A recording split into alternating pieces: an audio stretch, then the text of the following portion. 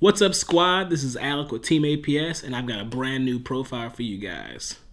You guys remember before Master Rule 4, when it was just announced and we're all like, oh, pendulums are dead, there's nothing they can do.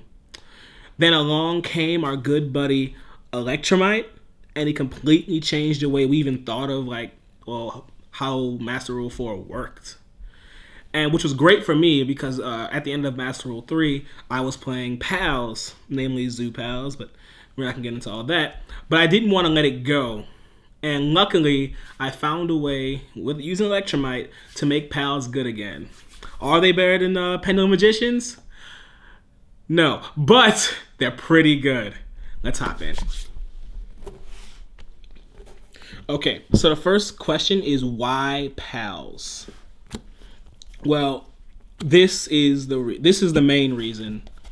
This draw engine, Pendulum Sorcerer is very fast. This gives you a lot of draw advantage over your opponent.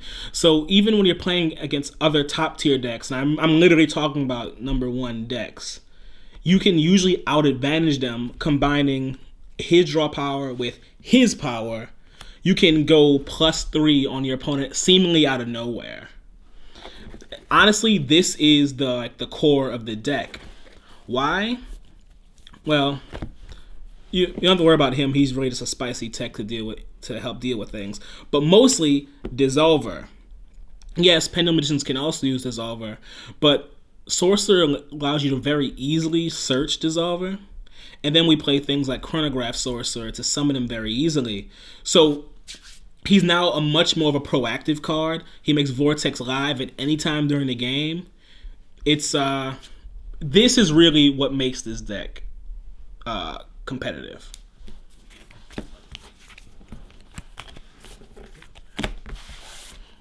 We'll move into our defensive factor. Another great point of this deck is that it is defensive and offensive. I play Guiding Ariadne, which means I do run the Solemn Suite. Solemns to defend yourself in this state of game are actually really powerful. And the fact that I can very easily pop Guiding Ariadne with either Sorcerer or Electrumite to get her search means that I can always have Solemns at the ready at the beginning of games. Not to mention, she's just a plus. A lot of times, we have to get rid of a card for, well, either these guys' effects. She'll just give me a plus, which will help me keep up in card advantage. Now, our Electrumite makers. Darkworm Curtain Raiser. I run 2 gates just so I have the ability.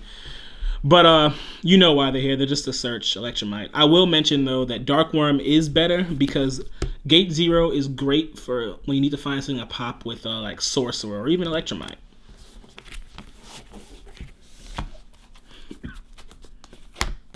And on to the graphs. Alright, so I'm not tripping. Yes, that is only 2 Astrograph. Unlike Pendulum Magician, I don't actually like seeing like multiple copies of this card in my opening hand. I love it. It's a great card. But it's very easy to send to the extra deck with Electrumite's effect.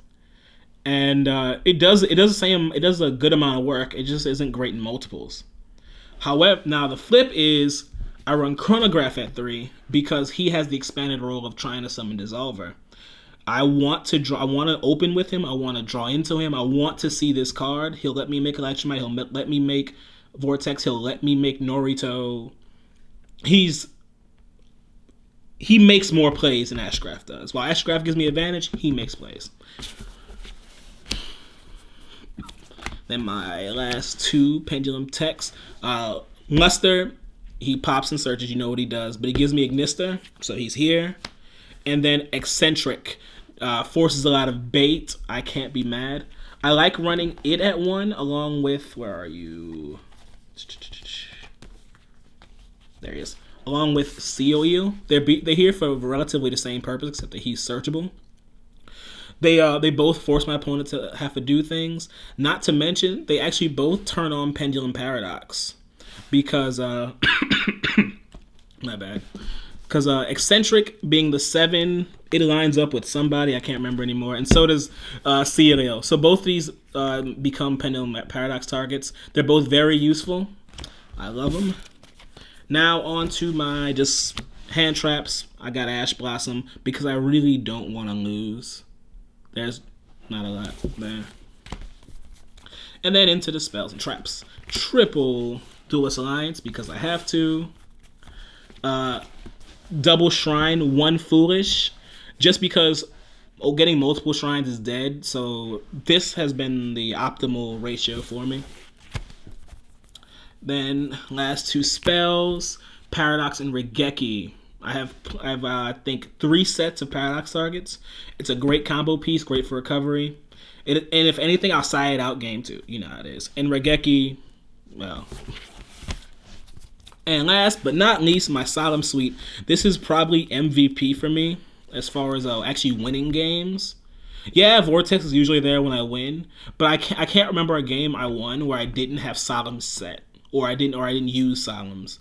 They're so important to holding my opponents down, and if I have Guiding Arrow I don't get hurt for them. And that's it for the main. On to this extra that I didn't even organize. Oh Jesus, where are they? Okay. At the top, double Electrumite. You know what he does. You know how he works. As far as I spoke before. Why with Performapals? Because when you do the Guitardo Lizard Draw combo, you get an extra draw, so you end up drawing 3 cards off that one. And a lot of times, I plus off like a Guiding Ariadne too. So those turns can be really explosive. He's the life of this deck. If he's gone, there's probably nothing I can do. And I only have 2 because I'm poor. I guess I can't be poor if I have 2, but whatever. So I also run 1 Supreme King Starving Venom. Think of him as my 3rd Electrumite. He can copy the effect of a monster on field or engrave. So he can be the 3rd Electrumite that I need. Not to mention, he also, he's a bigger monster, and he gives my monsters piercing when he uses this effect. So he can be kind of a sleeper. You know, when your opponent thinks he's gotten rid of all my Electrumites, well, he hasn't. My last link is actually Zephyr Metaltron. He's my kind of win more, or if I'm trying to do something kind of cute. Zephyr Metaltron, he lets you banish one of your special summon extract monsters and one of your opponents, so you can out something. And he gives you 3 zones to work with, which can work pretty well, honestly. The boss monster, double Vortex. You know how Vortex works. He'll get rid of a card on field. He'll negate things. I can fill up my extra deck very fast because of the Performapal engine. So Vortex is always live. He can last for quite a long time. Him plus Solemns usually means I'll win. And now for all the things I'd like to put next to him. Where are all my 4s? Let's see. Tornado, Abyss, and Baguska. These are all depending on the matchup. All really solid. They don't actually do anything like special for the deck. They're just solid cards. Then, oh wait, I left out Lightning. It just depends on the matchup. The 6s, I have, and the 6s are only made with Chronograph, but it does happen. Norito and Beyond, literally, once again, depends on the matchup. Finally, not Dissolver, Absolute.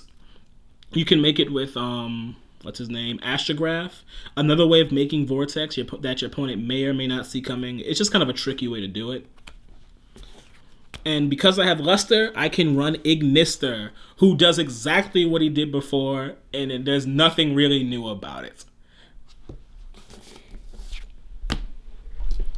So that's my PAL profile. I actually did extensive testing with this deck. If you have any questions about my ratios or why I forego certain cards and why I picked the ones I did, go ahead and ask. I do have answers. If you like it, go ahead and give me that thumbs like. Leave a comment. Hit that bell. Join the notification squad. And if you want to see a duel, a combo video, just drop it in the comments. If we see enough, you will see it again. That's it. Pass turn.